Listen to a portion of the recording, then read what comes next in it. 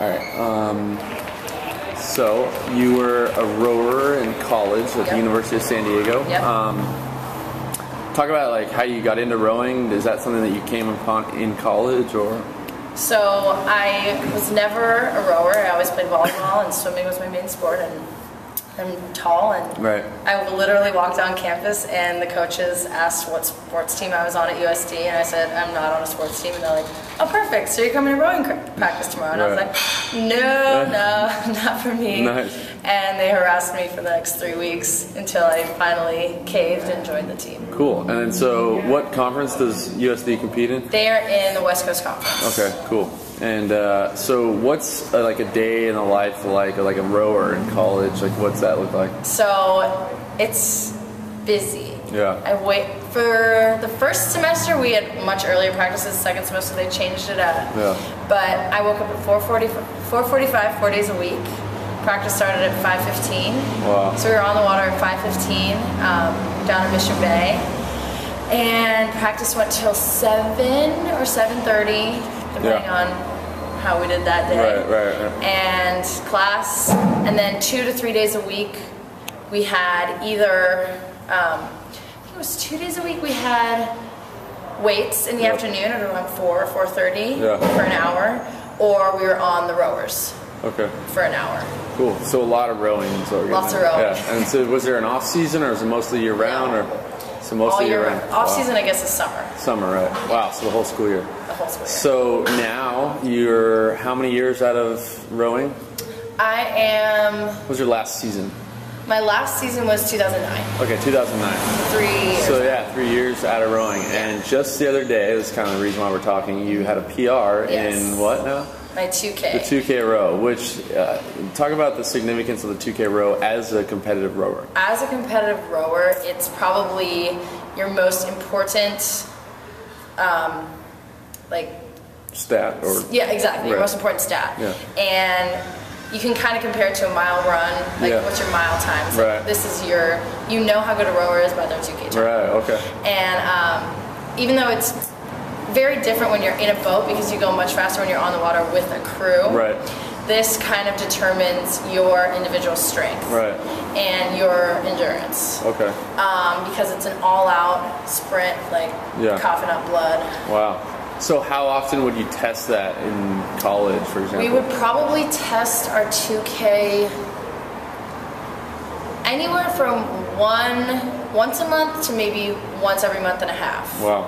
So while you were a competitive rower, we'll say like your daily purpose was to be good in a boat on an erg. What was your PR in college? I can't remember the specific number, but I know it was around a 7:57. 7:57. And then just recently you had a PR, which was? 7:52. 7:52.5. Wow. So what's your rowing volume look like now? In terms of how much I row, compared to like 7 hours a day, is probably twice a week. Yeah, twice a week. that's pretty impressive. So what are the things that you're doing? Obviously you're here at CrossFit LA. Yeah, training CrossFit. Training CrossFit and doing functional fitness and pull-ups, and it's just been an entirely different way of going about working out. Right. I mean, we did do CrossFit-like things in weight training, but we only had that twice a week.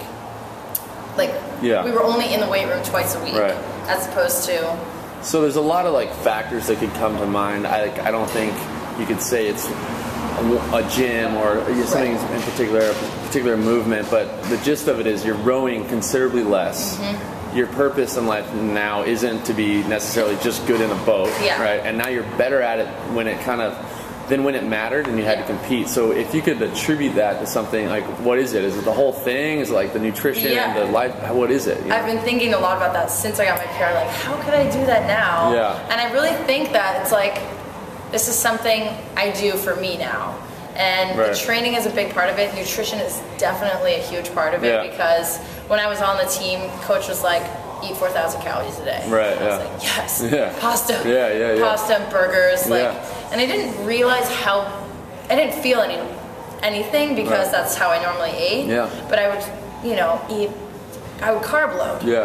Crazy, because sometimes would be on the water for 5 hours and just be starving. Yeah. And now that I kind of feel a difference in my eating habits, I think that has helped a lot. That's cool. And just the variety in training has been really cool because I'm not sitting down stationary, you know, just rowing. I'm doing lots of different things that are building different muscles, and I think that has considerably improved my athletic performance. Yeah. So you would say, could you say you're in better shape now, or your skill set is bigger now than it was before? Yeah, definitely a bigger and better skill set.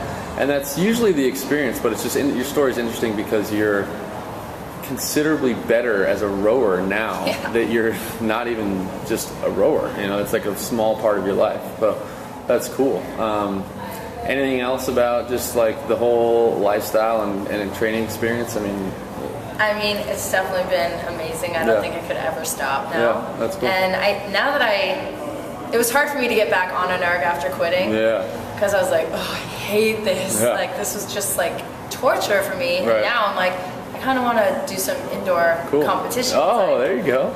Cool. Kind of have to. That's cool. Well, awesome. Thanks. That's congratulations. Thank you. Yeah.